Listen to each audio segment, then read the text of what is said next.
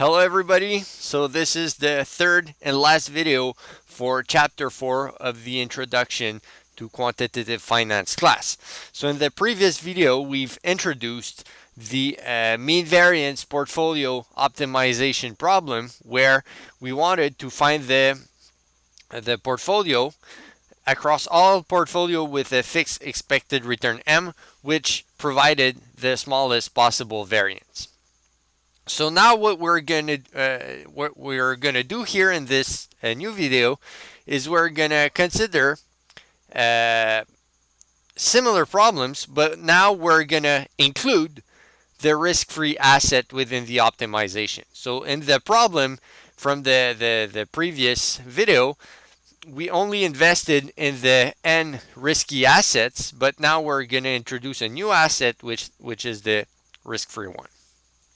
Okay, so when we invest in the risk-free asset, the portfolio contains shares of the risk-free asset and shares of all other assets.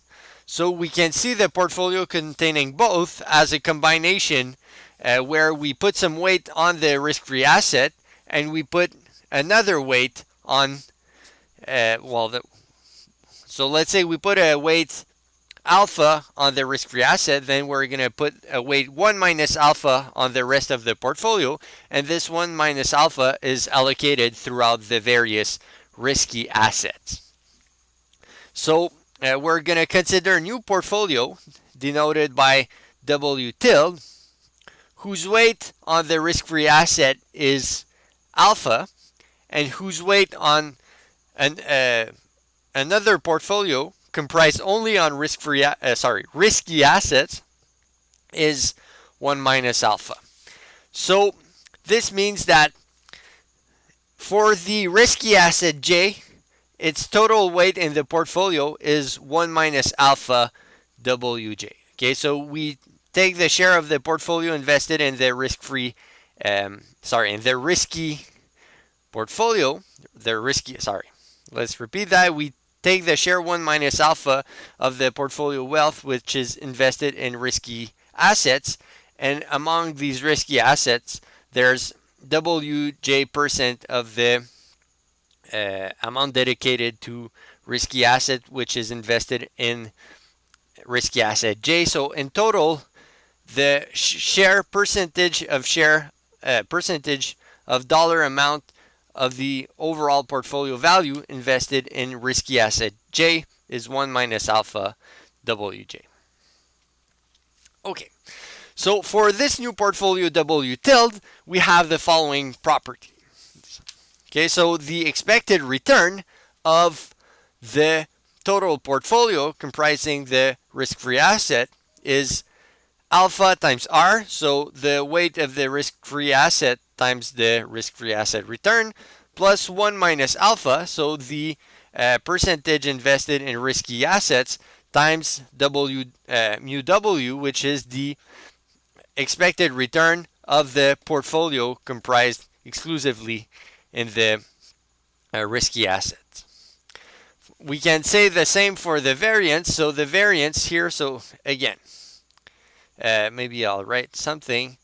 So the return for the total portfolio can be expressed as alpha R plus 1 minus alpha KW here. Okay, so we have a portfolio in risky assets, and we have the total portfolio which is invested in alpha % in the risk-free asset and the rest in the risky asset portfolio. Okay, so for this reason, the variance of the total portfolio, okay, this is a constant, so we can forget about it. And then the variance of this whole thing is simply this constant squared, because when we take a constant outside the variance, it becomes squared, times the variance of KW, where this variance, we denote it by sigma squared W, the variance of the risky asset portfolio. So the standard deviation of the total portfolio containing all assets is the square root of the variance of the portfolio, which is simply 1 minus alpha times sigma W, which is the standard deviation of the risky assets portfolio. So from that, we see that both the expected value of the total portfolio and the standard deviation of the total portfolio, they vary linearly when we modify alpha. So as we change alpha, the expectation varies linearly and the standard deviation of the total portfolio varies linearly too. So this means as we vary alpha between 0 and 1, the couple expected value of the total portfolio, standard deviation of the return of the total portfolio, it varies linearly between which values. So when alpha is equal to 1, then it means the entire weight is on the risk-free asset. So the expected return here, okay, so here I made this is a small mistake. This expected value should come after the standard deviation here. Okay, but here when the weight alpha is equal to 1, then the standard deviation becomes 0 because we're only invested in the risk-free asset, and the expected return becomes R because this is the return of the risk-free asset. Conversely, if alpha is equal to 0, then we have the following. This standard deviation becomes sigma W, and this expected value becomes mu W. So this is also very intuitive. So when alpha is equal to 1, we're fully invested in our risky asset portfolio, and therefore the standard deviation and return is the one from the portfolio, risky portfolio itself. Okay.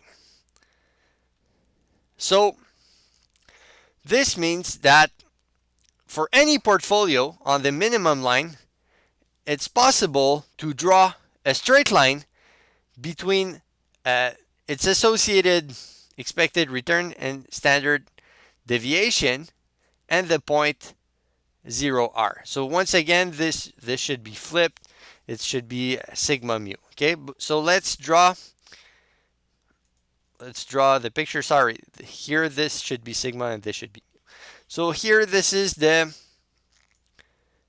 picture we had last time. So this is mu portfolio sigma. So we had the minimum variance line, which looked like this. And let's change color.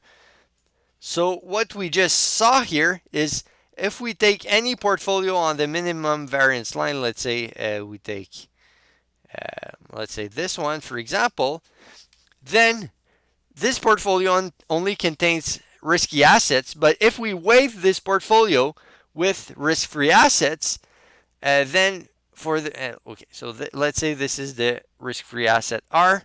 So then for any, if we draw a straight, sorry, this is a straight line. If we draw a straight line here, any of these portfolios could be attainable by a suitable linear combination or combination between the risk-free asset and the portfolio here of risky asset. Okay, so to attain any portfolio in here, you simply have to do some weighting between the risk-free asset and the risky portfolio. And as the weighting, so here this is alpha is equal to 1, you're fully invested in the risky portfolio. This is alpha is equal to 0, you're fully, or I think it's the opposite. So here, this is alpha is equal to 0, this is alpha is to 1, fully invested in the risk-free asset. So here we see investing in the risk-free asset opens a whole lot of new opportunities. Okay, because if, okay, let's pick another color, let's say green. So previously, okay, recall, let's color gray. This was the gray zone here. If we only invested in risky assets, this was the region of admissible portfolios that you could attain. But now we see that investing in the risk-free asset allows us to get better portfolios. So for example, the portfolio here, it wasn't admissible or attainable without investing in the risk-free asset. Okay, because here for this amount of expected return, the smallest possible standard deviation was this point. So this point was impossible to reach before, but now we see that adding the risk-free asset allows getting this portfolio, so improving on our mean or expected value and standard deviation trade-off. Okay, so any point on this line is attainable by some portfolio, including the risk-free asset.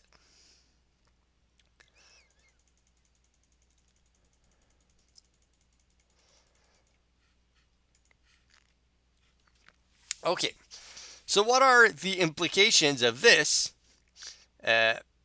Well, the line I drew in the previous slide, you can draw it for any portfolio on the minimum variance line. So let's repeat the plot. We had just a few the last slide. So here, if we do something like this, you have something like this. This is the minimal variance line. It means that, for example, we can pick this portfolio. Any portfolio on this line would be attainable. Any portfolio on this line would be attainable. Then maybe I'll pick this. Any portfolio on this line could be attainable, etc. Okay, where this is the risk-free rate. So we can draw these lines for the various points here, and of course we see here that the cyan blue line would be preferable to that darker blue line here, because the cyan blue line being above, it always has a higher expected return than the corresponding portfolios with the same amount of risk or standard deviation for this line. Okay, so here this is expected return of the portfolio, this is risk, okay, or standard deviation. Okay, so the idea here is we like to know what's the best line we can draw here to have the highest possible return for a given amount of standard deviation. Okay, so clearly here the cyan blue line is better than the dark blue line, but is there a way to draw the best possible line so as to get the best possible trade-off between mean and variance? So the best possible line is the line which has the highest possible slope. So it's the line originating at this point here, which is 0r, and then which has the highest possible slope. Okay, so all of the lines start here, but you'd like to have the highest possible slope, because the highest possible slopes leads to the highest line, the line with the highest return in comparison to the level of risk you take. So how do you do that? Okay, so let's see this. The idea, so if you have, okay, so let's say this is R again. If you have a line like this, clearly it's not optimal, because you could make a new one like this. Okay, something like this. But conversely, you have other lines that are not valid, because you could try to have a line here, but the portfolios on these lines would not be attainable, because you need that line to touch the curve at some point. So the best possible line you can draw to start here and touch the hyperbola here is the straight line which will be tangent to the minimum variance line.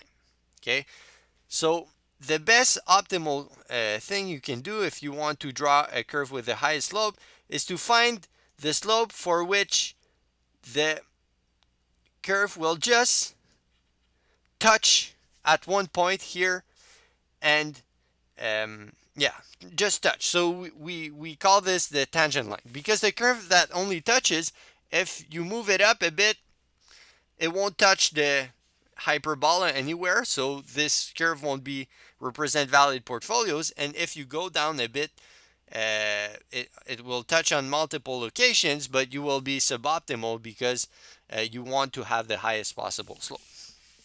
Okay, so the slope, which the curve, which in fact the straight line, which starts at 0r and is tangent to the hyperbola, is referred to as the capital market line.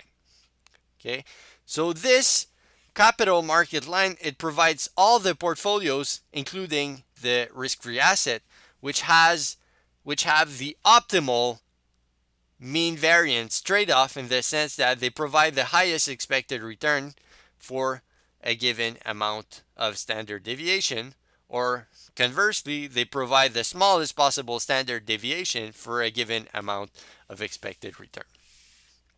Okay, so this is what I meant last time. I said that not all portfolios in this branch of the minimal variance line are equally important.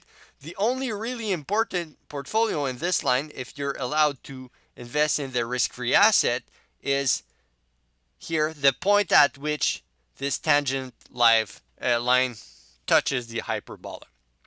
Okay, because this is the portfolio that is associated with a weight of 0, and then all optimal portfolios on this tangent line are simply obtained by a proper weighting between the risk-free asset and this optimal portfolio here. Okay, so here we'll continue this discussion in the next slide. Okay.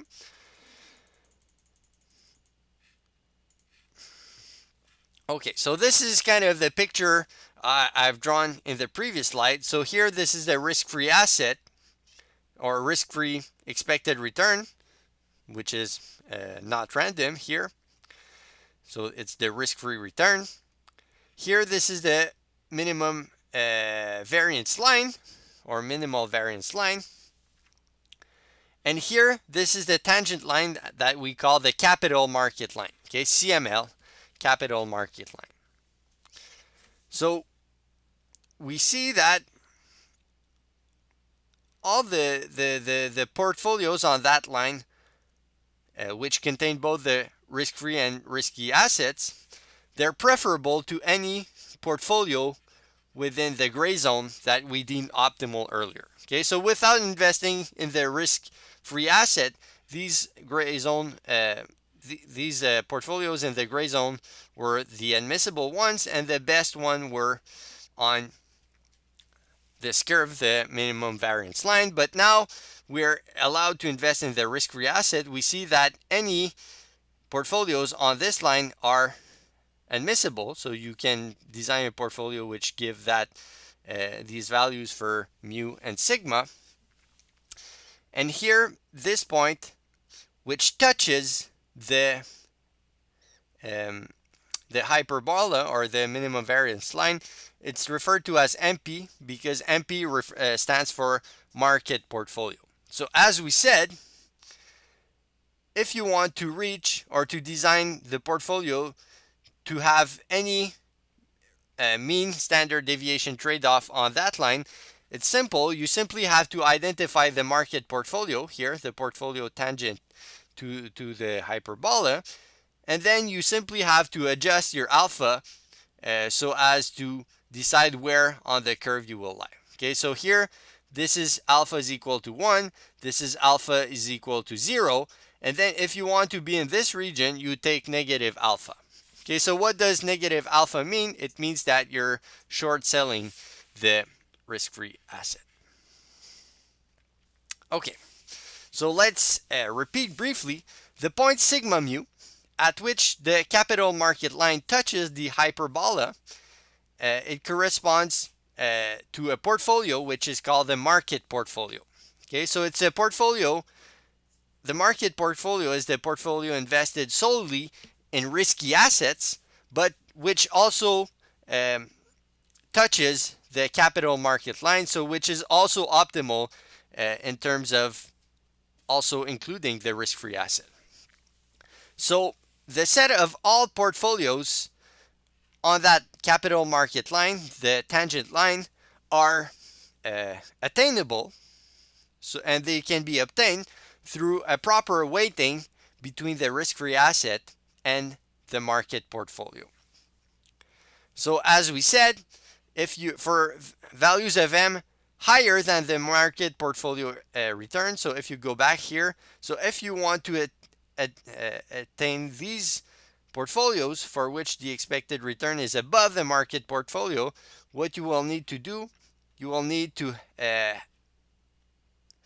borrow money. And what do we mean by borrow money? It means that we short the risk-free asset, which is alpha is smaller than zero. So alpha is smaller than zero means you short the risk-free asset, means you borrow money to purchase more assets, get additional risk but additional return.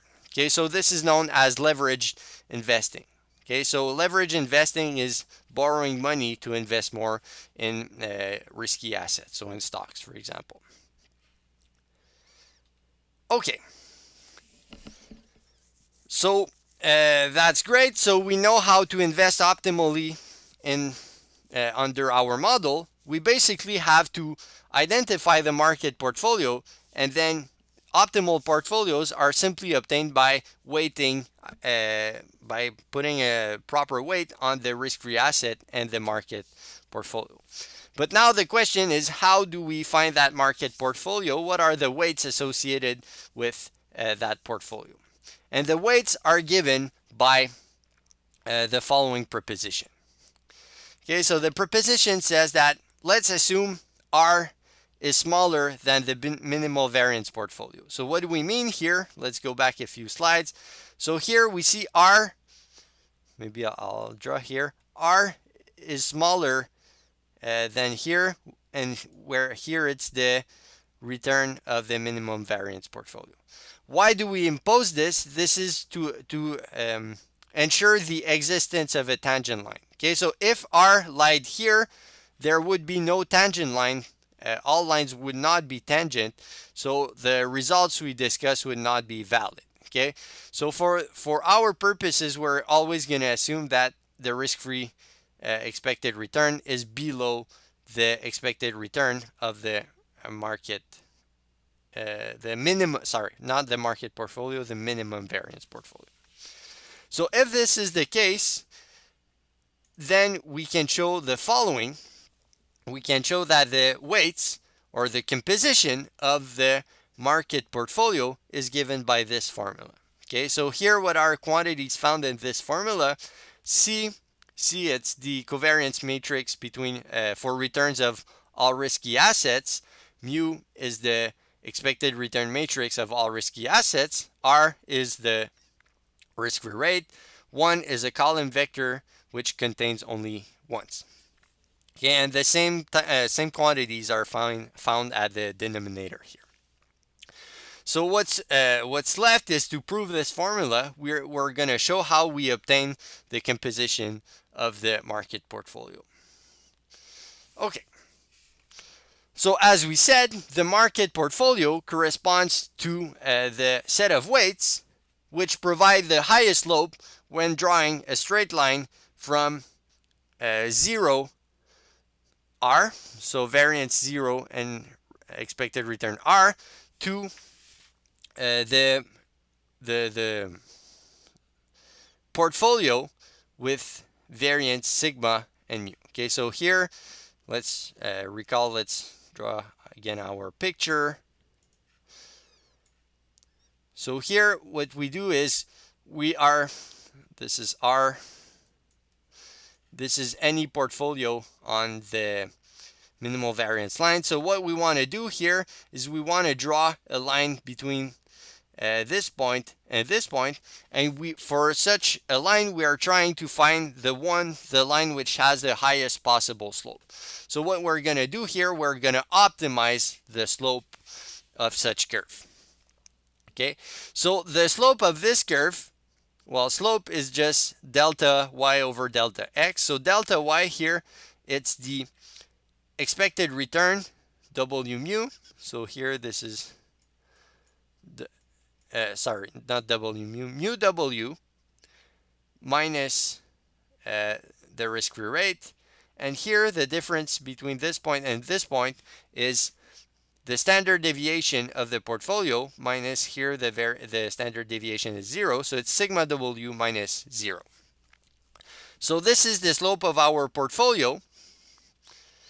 Well, sorry. This is the slope of the curve, which links the point 0R and the standard deviation and mean of the portfolio. And as we saw in the previous videos, the mean of the portfolio containing only risky assets is W transpose mu, and the standard deviation is the square root of the variance, and the variance could be expressed by the following quadratic form. It was W transpose CW. So again, this formula was provided in the previous video. So this slope is called the Sharpe ratio of the portfolio. Okay, so the Sharpe ratio of a portfolio is its average return minus the risk-free rate divided by the standard deviation. Okay, so the higher a Sharpe ratio of a portfolio is, the better it is in a sense, because it provides the best trade-off between mean and return. It means that for a given set of standard deviation units, it gives a higher expected return. Okay, so this is the Sharpe ratio of the portfolio, which is the slope of this curve, and we're going to try to find the set of weights W which optimize the Sharpe ratio of the portfolio. Okay, so how do we optimize this Sharpe ratio? Well, again, this is a constraint optimization problem. Why is it constrained? It's because the weights here must sum to 1 again. Okay, so you cannot, for the vector W to represent the genuine portfolio, its weights must sum to 1. So this is a constrained optimization problem. So again, we're going to use Lagrange multipliers to optimize the weights. So the Lagrangian here, denoted by LW, where W are the parameters we're optimizing, is the gradient of the objective function, and the objective function here is the Sharpe ratio, okay, expected return of the portfolio minus the risk-free rate divided by its standard deviation, and here minus lambda times the gradient of quantities in the constraint. So these were quantities which must be set to 1 in the constraint. So here this is the gradient of such quantities.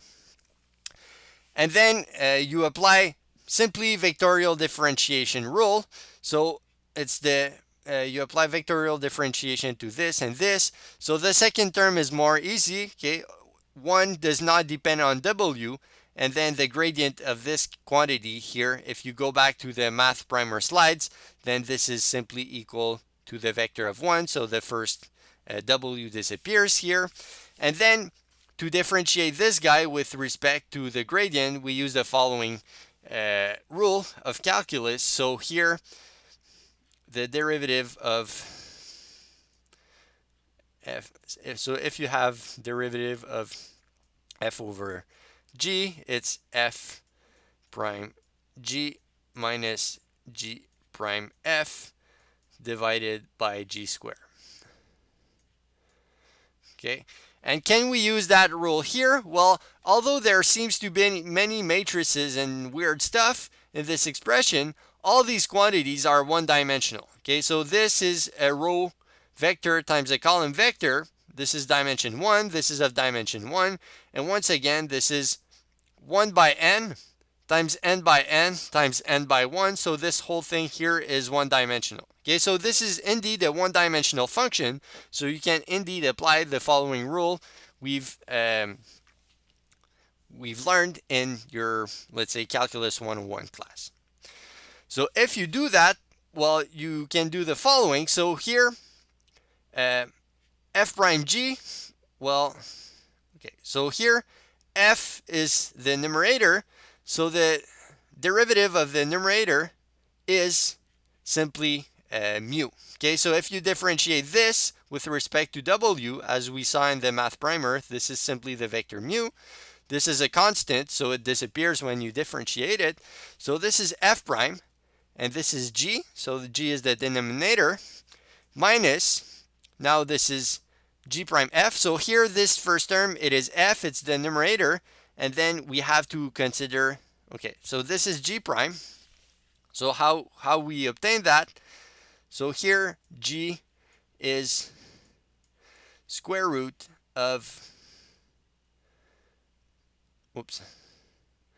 square root of W transpose CW.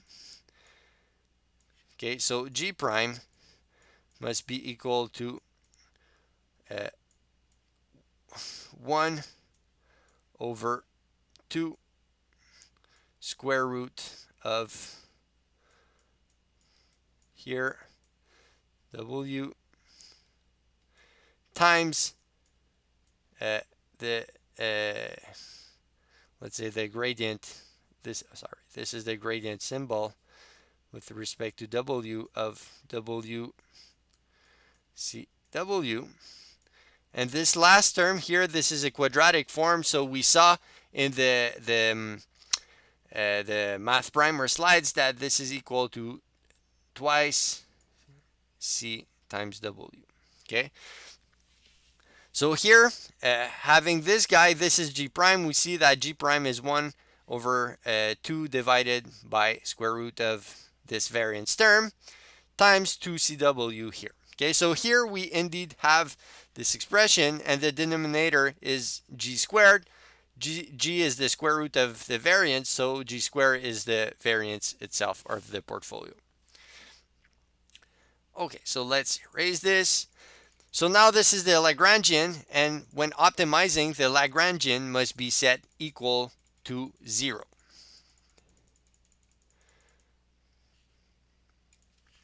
Okay, so here we can set this equation to 0, and to make the notation more simple, we can use, okay, W u, this is equal to mu W, and W, okay, so this will be equal to sigma underscore W. Okay, so this is not the multiplication by W, it's just the subscript W. Okay, so, and this is squared, sorry. Okay, so we're going to use the following notation. So when we set this equal to 0, what we can do is set this equal to 0. So we can throw this on this side and multiply by sigma square W on both sides.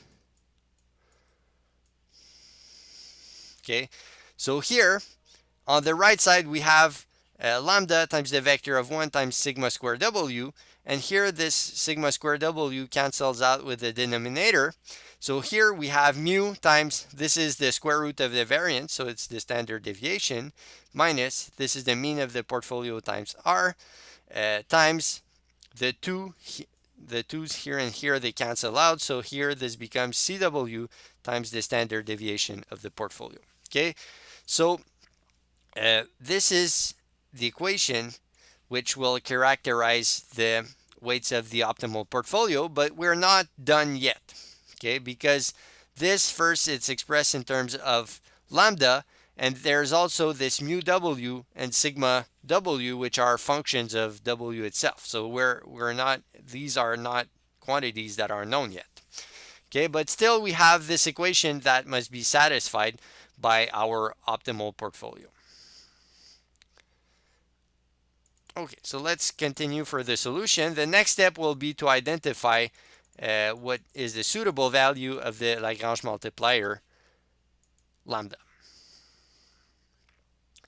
Okay, so to do that, we can take the previous equation and multiply by W transpose on both sides. So if we do that, we will do that on the previous slide. So if we multiply by W hat here, not W hat, W transpose here, here, and here, this is W transpose, then this guy, W transpose U, this is equal to mu W, the expected return of the portfolio. This here, it becomes equal to sigma square W. The numerator here, W transpose CW, this is sigma square W. It's the variance of the portfolio.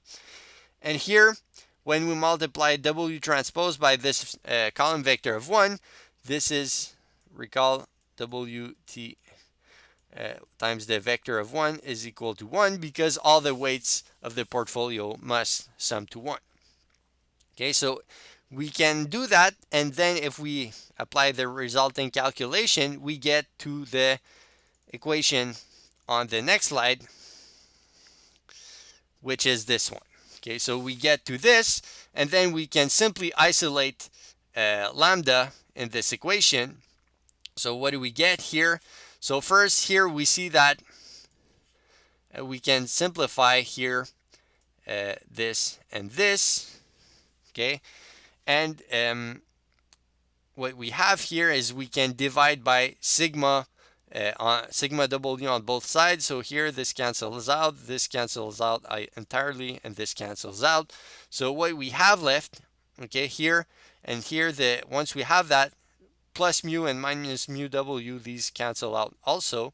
So what we have here is R is equal to lambda sigma W. So here lambda will be equal to R over sigma W. Okay, so we can take this equation here and substitute it in the previous equation. So if we do that, we can plug lambda is equal to R divided by sigma, plug it into the previous equation from the next slide, the previous slide, sorry, here. So we can replace lambda by R over sigma. And if we have that, then our equation becomes exactly equal to this. Okay, so to get to this, it's simply plugging lambda in the previous equation we've derived. Okay, so now what happens, we're gonna define a new quantity, gamma, as minus W, mu W minus R, the risk-free rate, divided by sigma squared W. Okay, so this is a bit mysterious why we do that, but let's just assume we do it. So then what happens, we can divide on both sides by sigma square, by sigma W. So if we do that, we can also divide by sigma W on both sides. So if we do that, then I'll just remove it. But if we do that, this disappears.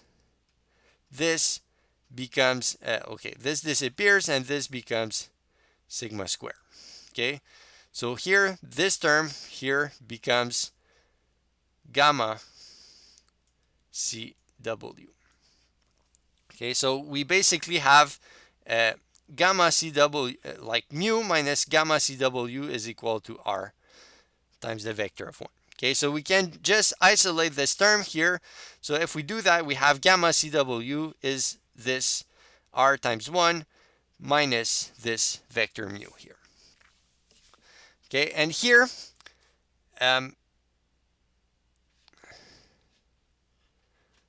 so what we can do to go from here to here, well, we simply multiply by the inverse of C on both sides. So if we do C inverse here, C inverse here, then here gamma is a constant. It's one-dimensional here. So it involves mean and variance of the portfolio, which is one-dimensional. So gamma goes in front. C inverse times C becomes the identity, which disappears. So here we have gamma times the weight vector, and on the right side we have this expression times C inverse. Okay, so basically this says that W is equal to here divided by gamma. Okay, so we're almost there. Here it gives us again the form of the weight vector for this market portfolio, which optimizes the slope of the Sharpe ratio. But what's left is this guy here. This gamma, it looks that it depends on W, okay, which is inconvenient because we're trying to find W and this gamma seems to depend on W. But we're going to see that this isn't the case. Okay, so what can we do next? We're going to see that gamma will not depend on W, and we're going to see why. So here, what we can do, we can multiply the previous equation by 1 transpose. Okay, so here, if we do that, let's do that on the previous slide. Oops. So on the previous slide, we can take this equation and multiply by 1 transpose here,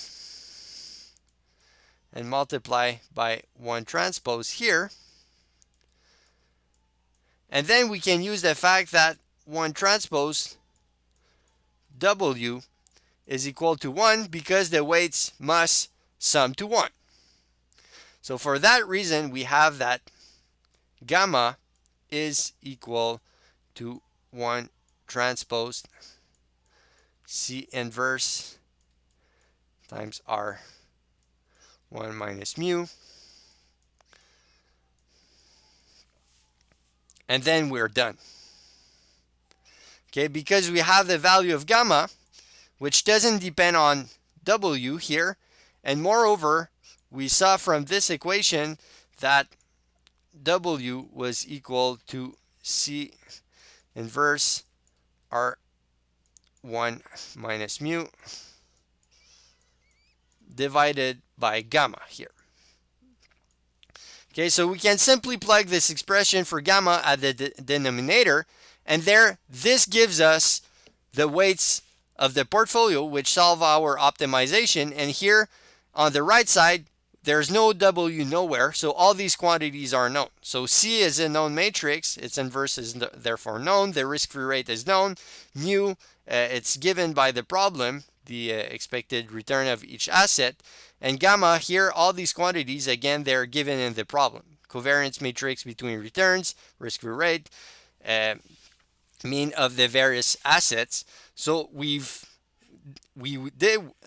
were successful in solving the problem. Okay, so if we erase this,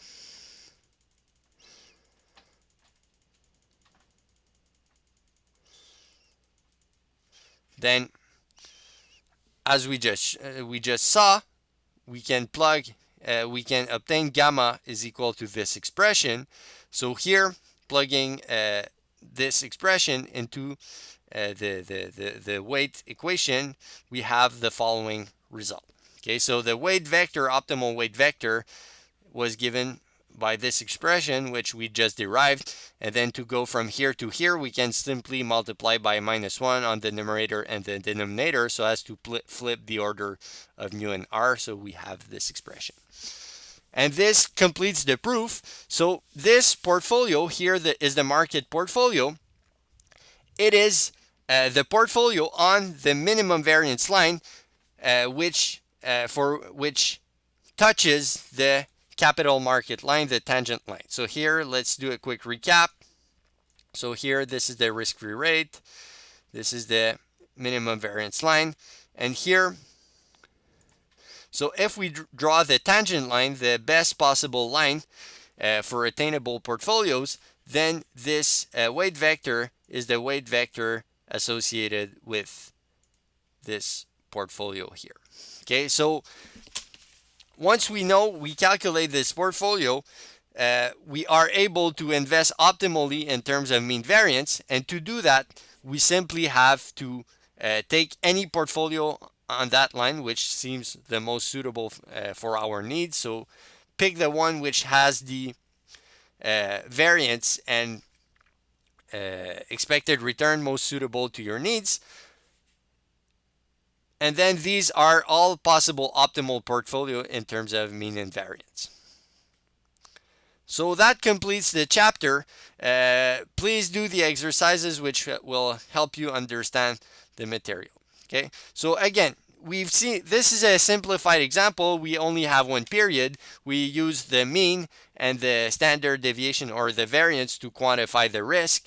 But just to let you know, all these portfolio theory in recent years or decades, they were developed to include a lot of complexifications in them. So for example, having multi-period where you have a dynamic model for the evolution of assets and etc.